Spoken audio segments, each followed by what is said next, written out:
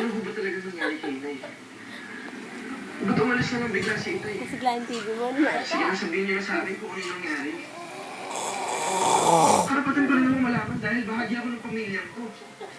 Kung hindi ko alam yung problema, paano naman ako makakatulong sa pagharap sa solusyon?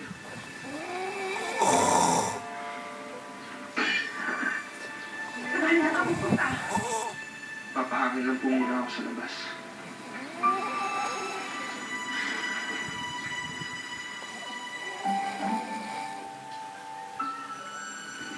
Alam mo, masaya ako. Okay. I never thought na makita sila kayo. I'm proud of Jason.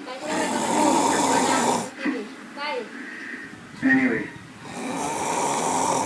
Sa tingin mo ba, Hinaan mo yung TV. paano na parang buksan natin ulit sa pamilya? Oo naman. Marami na tayong pinagsasabi. Namiss na rin nila ang villa, ang ambience, pati yung mga pagkain. Kaya mas magiging sooner ay magbukas na tayo. Kaya lang gusto mo